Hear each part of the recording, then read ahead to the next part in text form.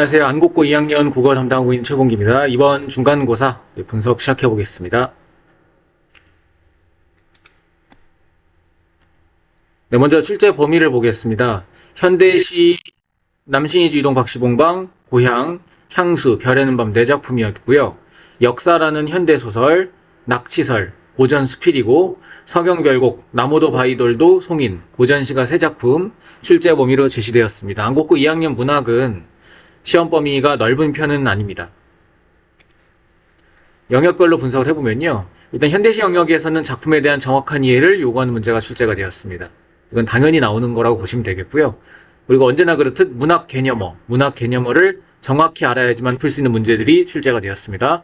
외부 지문이 활용되었습니다. 시조 두수, 그 다음에 현대시 두 작품이 활용이 되었는데, 이 시조, 창밖의 새우, 앞모세 등 이 시조들은 고1 때도 제가 공부를 같이 했었던 지문이기도 하고요. 천양이의 가시나무나 나이덕의 모디의 잠도 아마 익숙한 작품이었을 것이라 생각됩니다. 그래도 그나마 이 중에서 까다로운 외부 지문이라고 한다면 천양이의 가시나무 정도가 까다롭지 않았을까 싶습니다. 네, 나이덕의 모디의 잠이라든지 시조 두 작품들은 거의 모든 학생들이 봤을 작품인데요. 천양의 가시나무는 기출지문이긴 하지만 그래도 그동안 자주 출제되진 않았던 작품이라고 생각하시면 될 것 같습니다.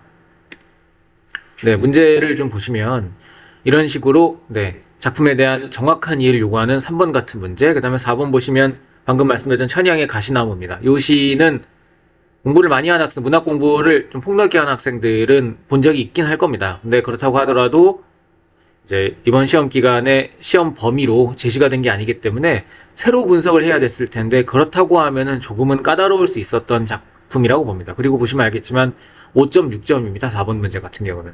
네, 배점이 아주 높았죠. 변별력 있는 문제였다고 보시면 되겠습니다. 어쨌든 그런데 이 가시나무라는 외부 지문만 갖고 문제를 푸는 게 아니라 시험 범위에 해당되는 작품, 여기에서 가는 남신이주 이동 박시봉방이거든요. 시험 범위에 들어갔던 작품을 기반으로 분석하는 거기 때문에 그 생각만 했다면, 어렵게 생각하지 말고 그 생각만 했다면 맞출 수는 있었다라고 봅니다.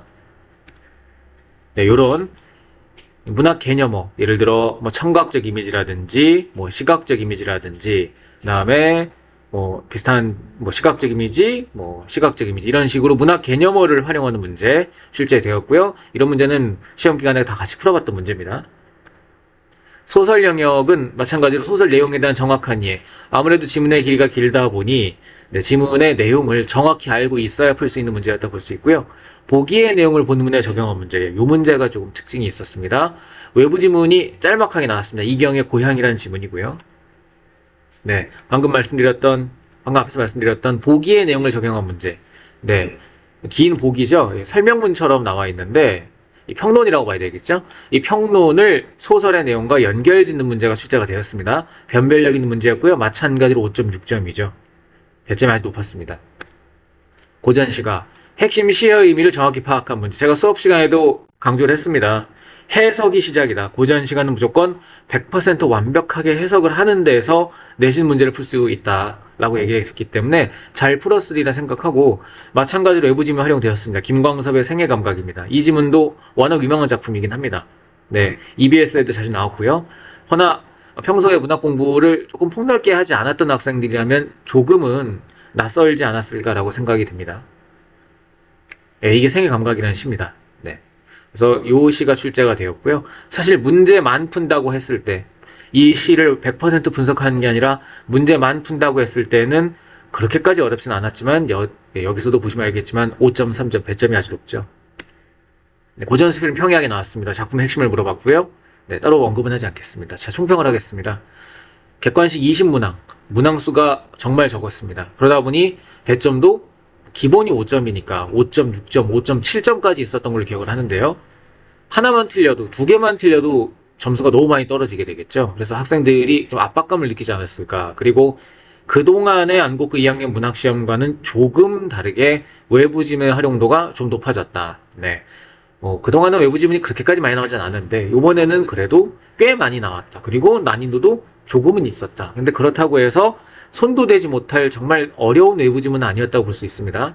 그래서 대비 전략, 기말 시험도 이번 중간고사와 비슷한 경향으로 출제된다고 가정을 했을 때 일단 또 문항수가 적을 수 있기 때문에 실수를 하면 정말 치명적이겠죠. 배점이 높습니다. 그 다음에 외부 지문.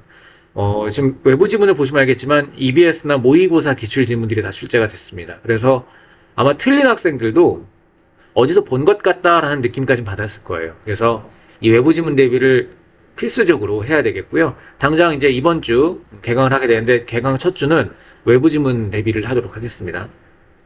네. 그래서 이런 식으로 대비를 하면 기말고사를 훨씬 더 잘 볼 수 있지 않을까라고 생각이 됩니다. 그래서 이번 기말 시험도 최선을 다해서 대비하도록 노력하겠습니다. 여기까지 분석 마무리하겠습니다. 감사합니다.